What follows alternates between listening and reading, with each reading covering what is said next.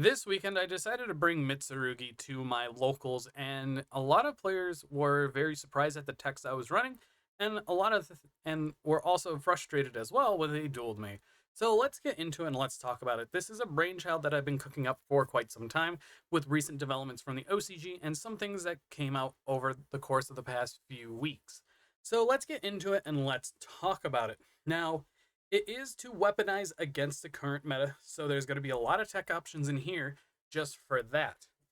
So first up, we have two of the Mitsurugi Mikoto Aramasa, which on normal summon or special summon or tribute allows you to add any of your Mitsurugi monsters from your deck to your hand, which honestly is really good because it's another way to get into Habakiri or any of the other monsters that you need for specific pieces.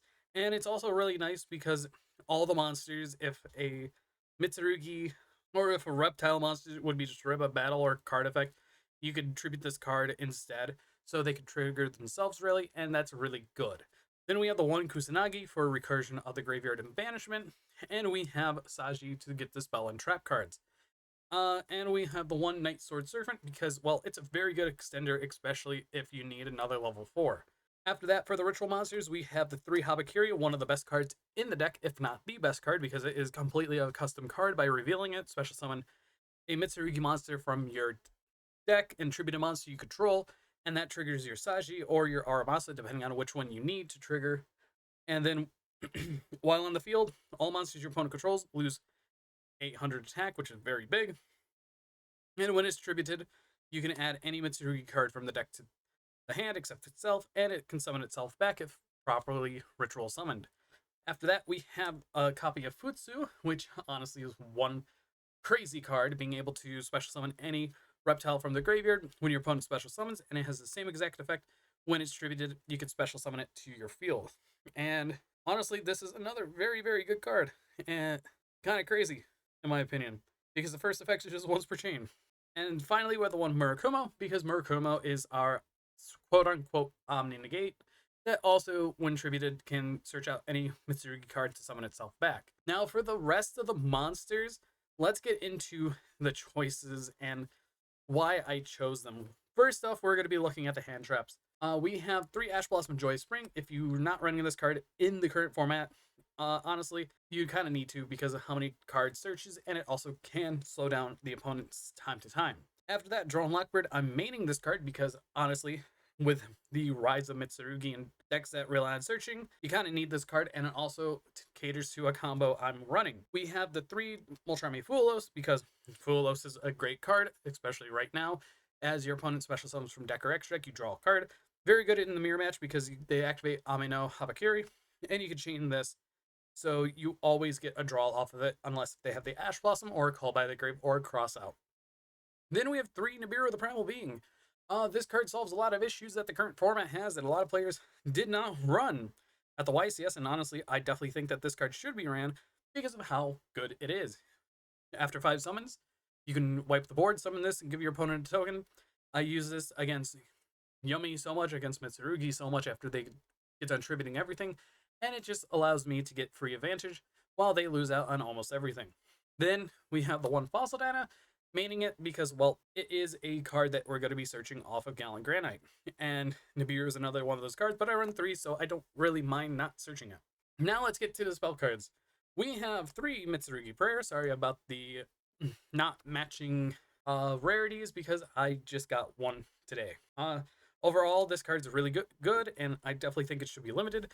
Next to Habakiri should also be limited. Being able to activate it and have an optional cost of tributing a reptile from a hand or field to either add a Mitsurugi monster from your deck to the hand or take 800 special summon a Mitsurugi from hand or graveyard, which honestly, it's crazy that this is an optional cost to tribute because if you tribute a monster, you could use both effects if you want to. After that, 3 Mitsurugi Ritual summoning from hand by using monsters from hand, field, and deck is really good. And ritual summoning from deck is honestly very broken because you could just summon out Murakumo, Habakiri, or Futsu from the deck straight up. We also have the one-ofs being the one Magatama because Magatama is a really good card. Along with Mirror, Magatama allows you to activate one of the effects, either tribute a reptile, then target a face-up card your opponent controls, destroy it, or you could ritual summon as a quick effect, which is really, really, really good. And Mirror allows you to ritual summon from hand or graveyard, so you can tribute away a Habakiri, so you can summon out Murakumo from hand or graveyard, and then trigger the Habakiri. Then we also have the one Call by the Grave, because while Call by, I always want to run this card now because it's super potent, especially in the mirror match where you could just cut them off of access of specific cards. Sure, it can hinder you, but a lot of times, it's fine.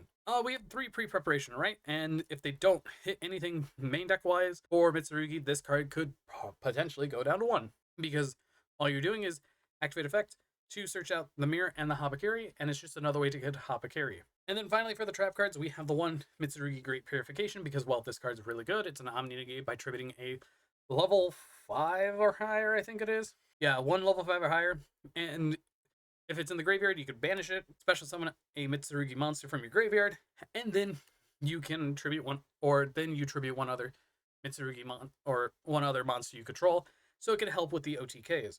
One of the best cards in the game right now being Dominus Impulse.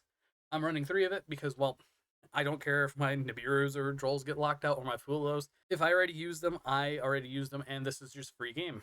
And finally, the one Solemn Judgment, because saying no is great, and running the 1 was perfectly fine. I normally side it out going second, so I have another option to side out for going second. That was the main deck, total of 40 cards, which is shocking when you think about it. But now let's get to the extra deck and talk about that. As you saw, the first card was Zeus, because we do run Exceed monsters. Very good. Detach 2 materials from it, wipe the board. It's self-standard. 1 Exciton Knight, very standard rank 4 lineup. Running a Tornado Dragon because destroying specific spells or traps on the field is really good. Also, depending on what builds you're running, you can destroy your own floodgates if needed. 1 Baguska for just in case, if you need it, to turn off the board and buy yourself some time. Light Dragon Adignisters is just good for removal and protecting your monsters from being destroyed by battle or card effect. Castel, because, well, Castel's Castel. Book of Moon, along with being able just to have a Winged Beast for Featherstorm if you run it. Then we have the 1 Gallon Granite to search out your rock monsters, your Fossil Dino, your Nibiru's. Very good. Some players only run 1 Nibiru because of it. I honestly don't like that logic, and I would just rather run 3 Nibiru and 1 Gallon Granite. And then we have the tech options that I chose for the extra deck. First up, we're going to be looking at Tellarknight Ptolemaeus. This card is very good, and I wish I ran another Stellar Knight in the extra deck, as during your main phase, or you could quick effect attach materials through materials to special summon 1, I think it's a Stellar Knight or a Tellar Knight Exceed monster from your extra deck, which is, or 1 rank higher from your extra deck. That's really good, so you could go into a Durandal if you need, or even the Stellar Knight Constellar Diamond. So one of the things I do want to do is add another Stellar Knight Exceed monster, so I could attach it to it, so I could quick effect go into this against the opponent. Now, if you guys are wondering why I'm running the Stellar Knight Constellar Diamond, is because it's actually a really powerful card. While this card has material, neither player can send cards from the deck to the graveyard, and any card that returns from the graveyard to the hand is banished instead. When an opponent's Dark Monster effect is activated, quick effect, detach a material from this card, negate that activation, and if you destroy it. So pretty much it is a way to counter the mirror, and when I'm done with it, on my turn, I could just link it away for something on the lines like an SP Little Knight, or even Gorgon if needed. So overall, this didn't come up, but it's still nice to have. If I were to cut a card, it would probably be the Light End or the Light Dragon Adignester, so there's that. And next up, a card that I covered in my short being Magispector Draco Ryu. This is a card and a half where there's a specific combo that you can run with it, where you can summon out 2 Drolls from the deck, and you can link away this plus a Droll into an Akashic Magician, so you can return that Droll back to the hand. Now, it did come up. I did do it once total. It was against Mitsurugi Yummy, and it just added on to the fact that I had more hand traps in the hand, like Ash Blossom, even an Impulse as well, so they weren't really going to do much into my board. Then we also have the 1 Dynamundo, because Dynamundo is great in ritual decks. We have the 1 SP Little Knight, a copy of IP Masquerena, and the 1 Gorgon. Gorgon's really good because you can go IP quick effect, summon this to either EMZ. So if your opponent has an effect that's going to be activating in one of those, you could just summon this to it, and it negates the effect. So overall, This extra deck was pretty good. Light Dragon at Ignister should be cut, in my opinion, for something else, but that's going to be for future testing. Overall, what do I think about the extra deck?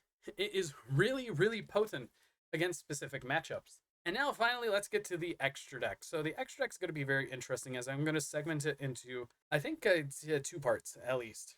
So this is a thing that I've been trying to cook up for a while. As first off, we're just gonna be like, oh, here's the one Wosu. That's completely fine.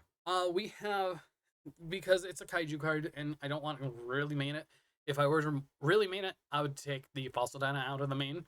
But I'd rather just side it because it can be a brick at times if things really happen. Excuse me. Next up, we have 3 Triple Tactics Thrust.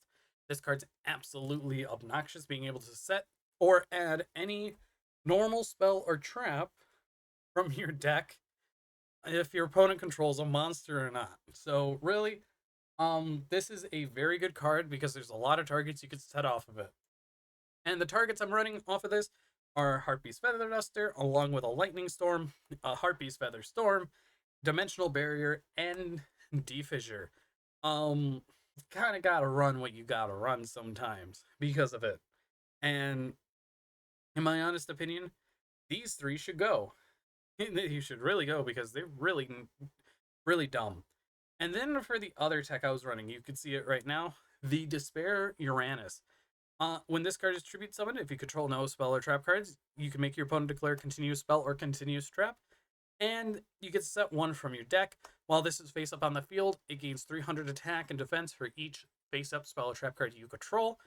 And while this is on the field, your face up continues or face up spells and traps cannot be destroyed by card effect. So things in the spell and trap card zone cannot be destroyed unless if it's by their own effect, which is like how deck lockdown is. So after the 2 turns, it just automatically destroys itself. Then we have the 1 Defissure because, well, Defissure is really good in Mitsurugi. The 1 Massacre Restrict. Now, I want to talk about this real quick.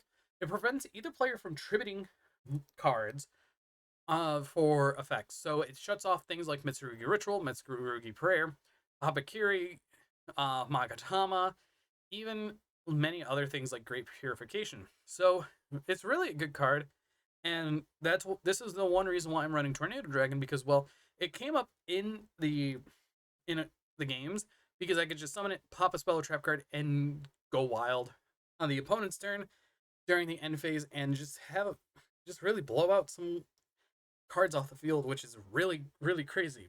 Overall, you can also run There Could Be Only One. You can also run Gozen or Rivalry.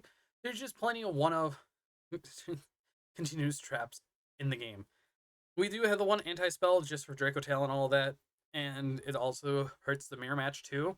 And then we have the 1 Macrocosmos because Draco Tail. And really, this is how I weaponize Mitsurugi, with how much floodgates there are. And in my opinion, Konami really needs to do something about this. Mitsurugi is one of those decks that could utilize a lot of these floodgates that Snake Eye also did back in 2024. And I definitely think that they should take a look at it and take out a few of the cards that are causing problems, like the Anti-Spell Fragrance, like the Featherstorm and D-Barrier, Different Dimension Ground, Dimensional Fissure, and all that. Because honestly, as long as these are legal, people are going to use them as much as they can. But I do want to talk to you guys about the combo that there is with the whole entire Akashic Magician and Ryu, because it's very interesting, in my honest opinion, since, well, you have Habakiri. Habakiri allows you to go into it, since you can use the effect to summon out the Saji and tributing the Saji. Now, what this does, Saji will trigger. You could either go into a prayers, or you could go into a ritual, and I'm trying to remember which one it was, because I was doing a lot of testing with it, and it does come up. And I used the OCG combo that we got as a base to get to there. So you would just go, Saji would trigger and grab the ritual. Ritual would use the effect to summon the Habakiri from the hand using the Night Sword Servant and Aramasa. That's what it says there. So you could go ahead and summon out your Aramasa triggers with Night Surge Servant, and you would grab the Kusanagi off of the Aramasa, being able to go ahead and let me move all this up. Add the Kusanagi to the hand. Now, this is where you're going to normal summon out the Kusanagi, use the effect to grab back Ritual, and this is where you would overlay the two to go into your Ryu. After that, you go Mitsurugi Ritual to activate Tributing from the to summon from the deck, and you get to go ahead and tribute away your Habakiri. And then Habakiri, off of that, you get to summon out Murakumo. So what happens here is that you go Chainlink 1, I think it is the Ryu, and Chainlink 2 Habakiri. So Habakiri will allow you to search out a Mitsurugi prayer, and you get to summon back the Habakiri. Then you also get to summon out a Droll and Lockbird. Make sure it's under one of the EMZ zones. After that, you're going to activate the prayers, tributing the Murakumo, and this allows you to search out and summon a Mitsurugi card and get a monster. So you want to grab a copy of Futsu here. Then you go Chainlink 1 Ryu, detaching material, Chainlink 2 Murakumo, and what this does is that you can get the Mitsurugi Mirror if needed, or you can get the Great Purification, and you can summon out the Murakumo, and this could also be another copy of Aramasa, or you could go for the Mitsurugi Mirror for over this. So it really depends on what you need, and at this point, I think it's going to be the Great Purification, because right here, you get to summon out the Droll and Lockbird. Now, what you do afterwards, you go ahead and link away the Droll and Lockbird and the Ryu. This goes to the bottom of the extract, summoning the Akashic Magician into the EMZ, and its effect will mandatory trigger when it's link summoned to add back the Droll and Lockbird to hand. And then afterwards, you already have those, so you can link these two away, the Murakumo and your Akashic Magician, to go into a Dynamundo. So you have still the 4 cards you opened plus 3 additional cards in the hand, which is absolutely crazy to think about. And realistically, it is absolutely insane to think that a deck could do this. And hopefully that clears up a lot of the things that you could do with this. As honestly, I definitely don't think a lot of cards are going to be living post the next ban list. But tell me what you all think about the Mitsurugi deck down in the comments below, as well as hit that like button and hit the subscribe button. But I'll see you all in the next video, and goodbye. If you all enjoyed this video, hit that like button down below, and if you want to show support, please hit that subscribe button as well. And I do also have channel memberships, and if you want to support the channel more, it would be much appreciated. Thank you to FGH for supporting the channel, and I'll see you all in the next video.